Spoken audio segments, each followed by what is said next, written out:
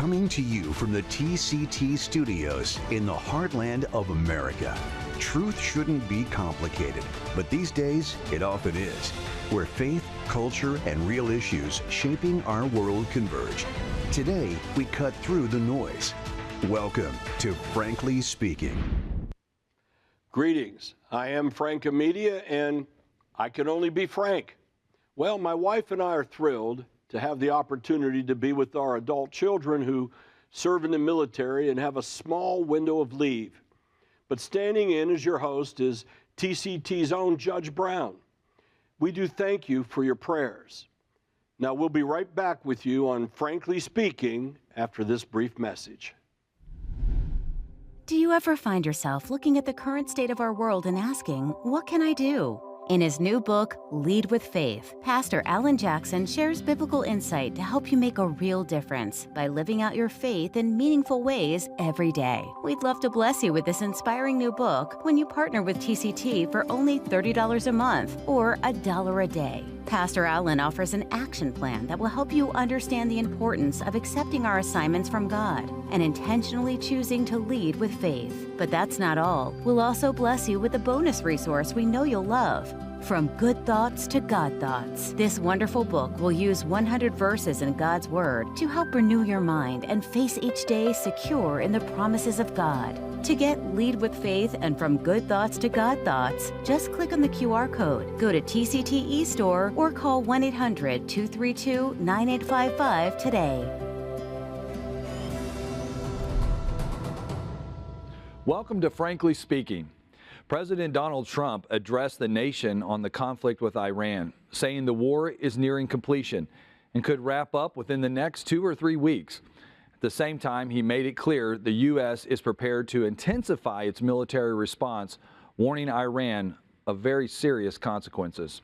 Iran is pushing back. Tehran, it says, it has not been weakened and in fact is prepared to respond with what it calls more extensive and destructive action. Bottom line, tensions remain high, and this situation truly is far from settled. The global impact? Well, you're feeling it. Oil markets surged following the president's address, and gas prices here in the U.S. are now up more than 30% since the conflict began.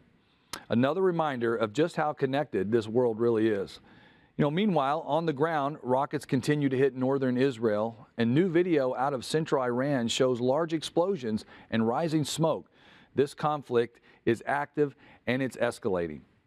But in the middle of all of that, there is also a moment of history. NASA has successfully launched Artemis II, sending astronauts into space for the first crewed mission toward the moon in over 50 years. And today, those astronauts are safely in orbit, continuing system checks and preparing for the next phase of their journey in the days ahead. They'll travel around the moon, going farther than we've gone in decades. So amazing. It's a powerful reminder that even in uncertain times, progress doesn't stop. So as we take in the headlines, conflict abroad, rising cost at home, and breakthroughs in space, let's stay steady, stay informed, and of course, stay encouraged. Because even now, there's still purpose, there's still progress, and there's still hope. Well, coming up next, George Michael is one of the leading experts on Middle Eastern language, culture, and religion, and is a well-known consultant for the Department of Defense and the intelligence community. He is president and CEO of Advanced Language Services and also serves as a speaker and analyst for the International Christian Embassy, Jerusalem. Frank Media, your host of Frankly Speaking, recently got the chance to sit down with George Michael, and we'll see that interview right after this short break. Stay with us.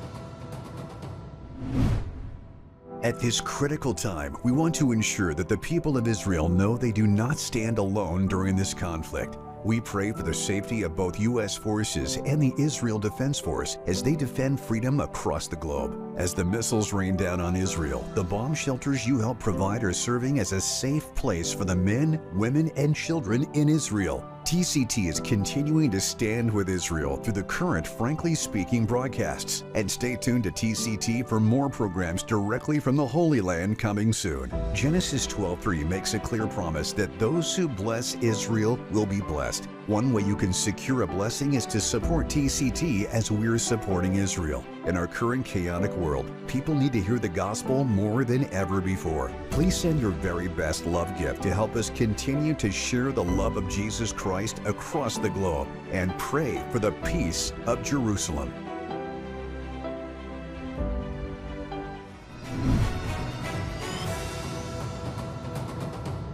Welcome back.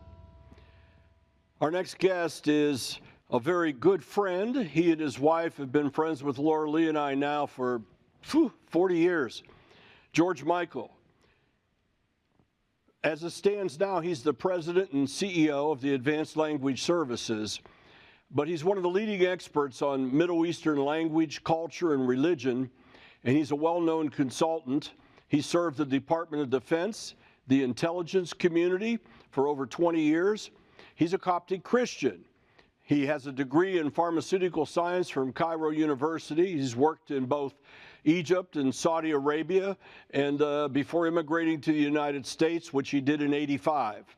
He started his career as an Arabic linguist analyst for several government agencies, including the State Department, Defense Intelligence Agency, the FBI, and the CIA.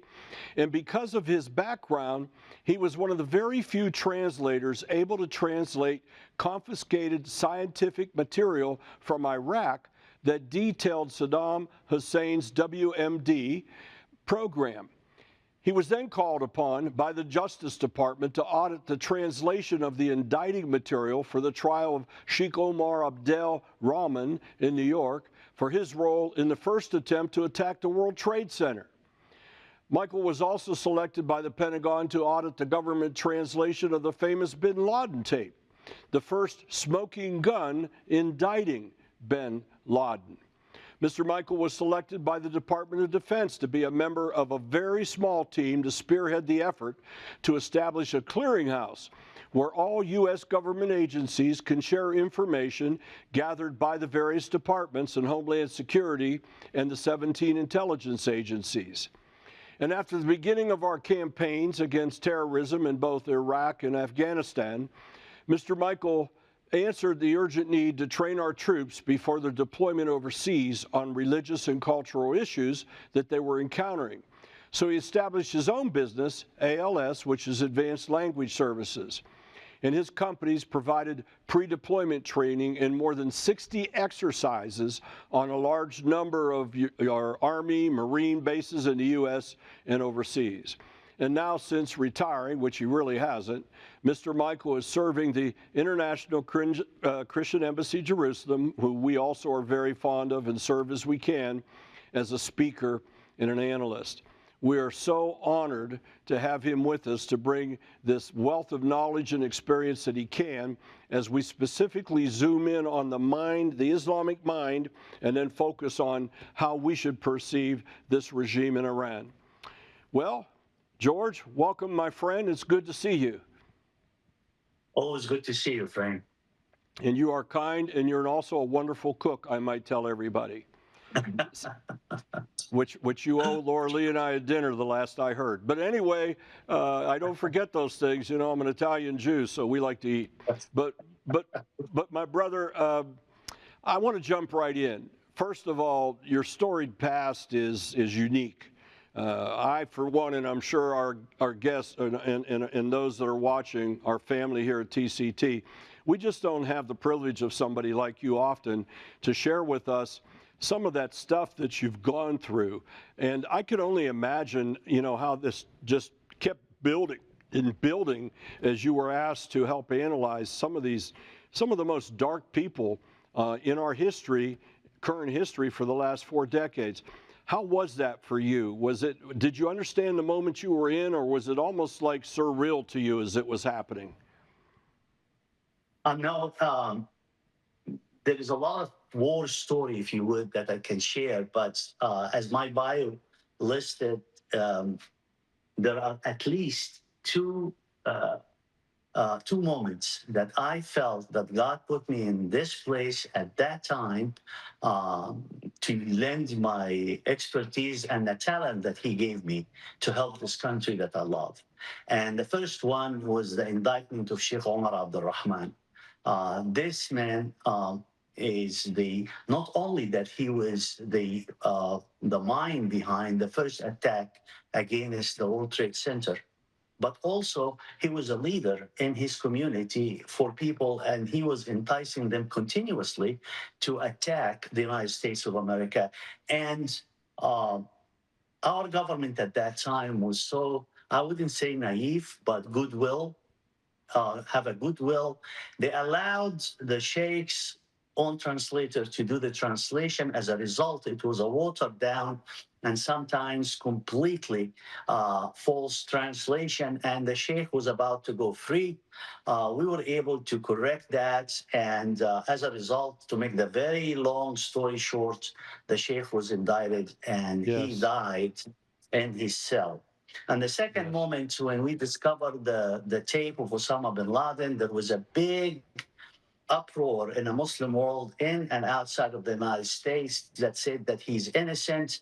And that tape was by itself an evidence on his guilt with his own admission. And when I first looked at that tape, I felt that it's a historical moment, and God gave me the challenge and gave me this abilities for moments like this. That's Those are just two incredible. examples for what you mentioned. Yes, I did feel that I was prepared. The one last thing is I was a pharmacist, and I was able to, and I studied completely in English. Arabic is my language, and I studied microbiology, chemistry, and nuclear chemistry. And so, who would be able to dig and dive into Saddam Hussein's documents about the microbiological, chemical, and nuclear weapon? We found people keep saying, "Oh, he didn't have weapons." No, he did have chemical and microbiological, and he was so close to obtain to build a nuclear weapon.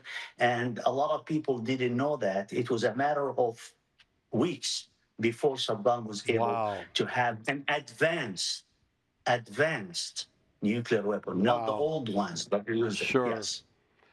Well, here we stand now with a regime in Iran, and our side is negotiating with them, trying to negotiate in good faith, which to me is an oxymoron here.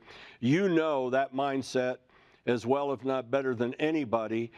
First of all, it's that Islamic mindset. Now it's that radical fundamental mindset. Can you just briefly tell us how you perceive that mindset and what the truth and the facts are of what we're dealing with there? Yes. In order to understand the mindset and the theological principle behind the trust or lack of trust, we have to go back to the origin of Islam when Muhammad signed a peace treaty with the Jews of Khaybar, and it was for 10 years. And lo and behold, as soon as he built his strength, he attacked them, broke the treaty, and annihilated them in the most savage way. And then we go to when Arafat signed the peace agreement with Israel. He also used the same example. He said, don't forget Khaybar, don't forget the treaty, the peace treaty. And he was telling his audience that he have every intention when the moment is right, he's going to attack Israel and break the peace treaty. And that's what happened in for example, October 7th. Yes, Hamas didn't have the peace agreement that Arafat have, the PLO have, or the Palestinian Authority, but they was in a state of relative peace. And all of a sudden, October 7th, they committed the most atrocious massacre in the history of Israel. And that tells us something, that even the Ayatollah Khomeini in his literature, he always referred to it as al-muhadana, which in Arabic means the pretense of having a ceasefire or peace agreement, the pretense. And that's the exact word he's using. So they're not even making it a secret, but unfortunately, a lot of people in the West refuse to see the danger that comes out of the Muslim world. Now, the Gulf states, we're talking Saudi Arabia, Oman, Bahrain, the UAE, they understand what that means. Do you think they finally just got their eyes open because they've been attacked, that really anything he's saying and doing, or they were saying, Iran, now they're understanding it through their lens that, you know, you can lie, steal, kill, or cheat, whatever you need to do to get to the end of the faith? Frank, the Gulf countries knew it all along. They warned us all the time. It's us, the West, that needs to get a refreshment course about Islam. The Gulf, they were trying to moderate. They are trying to be peacemakers, not out of conviction that Iran are good Muslims. It's out of fear, complete fear. They know Iran wants to engulf them if they can. And they know if Iran had the chance to have the nuclear weapon, the first thing they will do, the whole world will be at their mercy. The first thing they will do, they will eat up these Gulf countries. So they knew it. They didn't need anything. It's a very close culture to their culture. They know what Iran wants to do. The history of the animosity between Al-Furs and Al-Arab, the Farsis and the Arabs, go back before even Islam. And the lack of trust is amazingly strong throughout the 1400 years after Islam. When Islam split into a Shia and a Sunnah, and it was over who will follow, who will be the leader of Islam after Muhammad. And the relatives of the house of Muhammad said, we are the ones supposed to be the leaders. And the Sahaba, the companions of Muhammad, said, no, we are the ones. And that's what starts several massive wars between the two. Wow. And here we sit now with a supposed this morning, you know, a 15-point peace plan. They've countered with a 5-point. I look at it and I say none of this really matters, but it does matter only if there's enough pressure on our president, this president, and the economic pressure to make something happen. But if that's what happens, I think you and I can agree that it's not going to be something that we can really hold mettle with. And even though it's unofficial, they're making it official, and it's splattering out all over the world. And in the meantime, we still keep heading towards an economic position, too, of taking control of the strait. I'm interested in your take, George, on, you know, Turkey has been on the sidelines. They keep jumping in. They'd love to be involved in Gaza. They want to be involved in everywhere. They're terrible with the Kurds. They want to be focused, too, with Iran. They probably wouldn't mind including that in his takeover. How do you see them in this point with that mindset that they have and the connection with the Persian Empire? Well, Turkey in all the problems in the Middle East are looking for one thing and one thing only, contracts. You can interpret everything Turkey does based on that.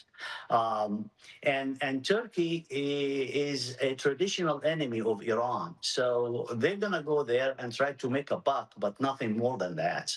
It's a self-serving position and nothing, and that's what it is. I see. And yet we see, you know, we see that for some reason or another, they keep trying to make pacts with each other, don't we? It seems like evil finds evil. The enemy becomes the friend of their enemy and the enemy of the enemy and all that kind of stuff. I just hope and pray, George, that somebody is in the ear of the National Security Council, of our advisors, the people that are trying to do a good job. I really believe they are, and that the president has really been advised what this Islamic radical mindset is, and that nothing they ever say can be trusted. Are you confident that there are some people in place there that understand what we're dealing with? I do, but I also trust President Trump. He talked too much, and people don't think, get confused. But the man is playing games all the time. The man knows the danger of Islam, and don't get fooled by his diplomacy in the Gulf or he's seeking peace with Iran. He probably just buying times, and we're going to have some big news in the next couple of days. And from your persuasion, now, as we see the Saudis and some of these other countries actually sort of aligning themselves somewhat with Israel, is it your perception from where you sit in your background and your understanding that maybe, just maybe, there's going to be something happening with this coalition? There will be no other choice to the Gulf region after what happened. But to have peace agreement with Israel, it might take a little bit of time, a little bit of finesse, a little bit of give and take. But I think Saudi Arabia, for one, learned their lesson. They know how much Israel really saved the day. If I know the Saudi government as I know it, they are very pragmatic, and it might be a secret peace for a while, but I think there will be a lot of countries that will join the Abrahamic Accords after this war is over. And so it just might be the season. My previous guest, who's a theologian in Israel, you might, I'm sure Susan may even know him, Victor Kashika, but he's his opinion that this is that false peace could very well be the false peace that's talked of in Thessalonian, and then we have this period of peace, and then we sort of catapult into Ezekiel 38 with Gog and Magog. I'm not declaring that yet. I'm a little careful about those kind of things, but it's hard for people like you and I who keep our fingers on the pulse to see that maybe we're not headed that way. George, if you had a message right now for our leadership, for our president, what would you tell him? What would you say? Well, I, for one, and many people in the Middle East from Middle Eastern background, even Muslim Sunnis, for example, and a large number of secular Iranians dancing in the street, thanking President Trump and Netanyahu. I would say, finish the job, Mr. President. Please, don't stop Israel in the last minute. If they want to do something, let them finish the job.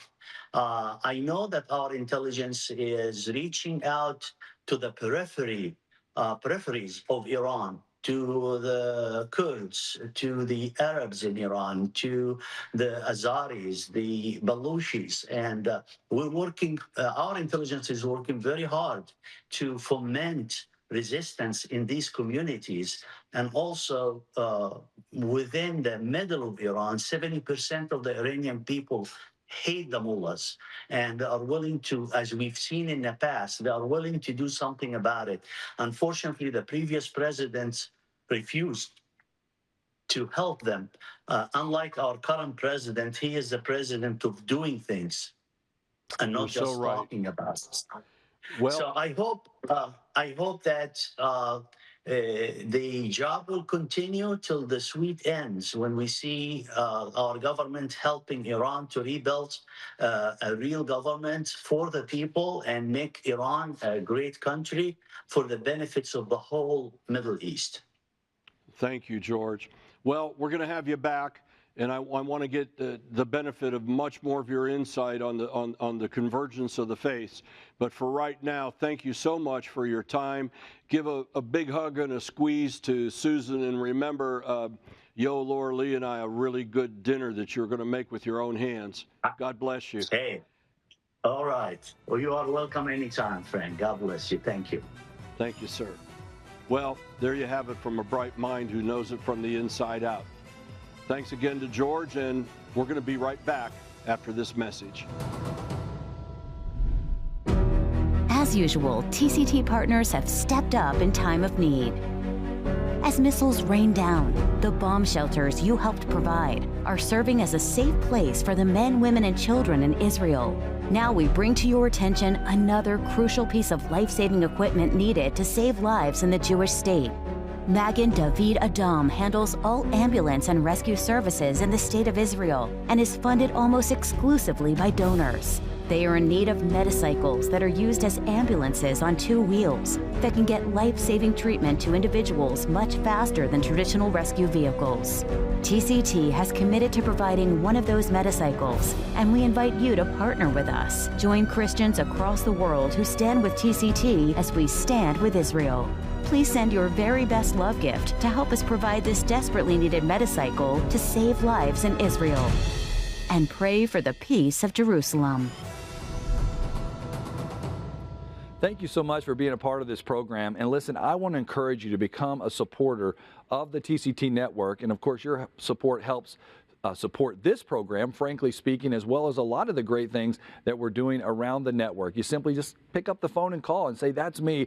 I want to be a partner with the TCT network. I want to help support programs just like this that are helping to encourage, keep us informed, and give us the things we need to pray about as believers. So be sure to call that number, scan the QR code, write to us, go to the website at tct.tv, however you choose to do that. We'd love to hear from you. And of course, on our social media sites, I'm so thankful for our social media team who is bringing you some great excerpts from some of our programs, from our programmers, great clips from this show to help you to share with your friends and family to keep them informed and encouraged as well. So be sure to go to Facebook, Instagram, which whenever you prefer to do, and be sure to share and like, and I hope that you will do that today. And thank you for being a part of the TCT network. Thank you for being a part of Frankly Speaking, and we pray God's continued blessing on each and every one of you, that He'll continue to give you hope and encouragement, especially in these very uncertain times. Well, of course, I want to say thank you for watching. And of course, it's my privilege to sit in for Frank Media, and I'm doing my best to keep it frank, but no one keeps it as Frank right here on Frankly Speaking. Have a great day, everybody. I pray it's a good one. God bless.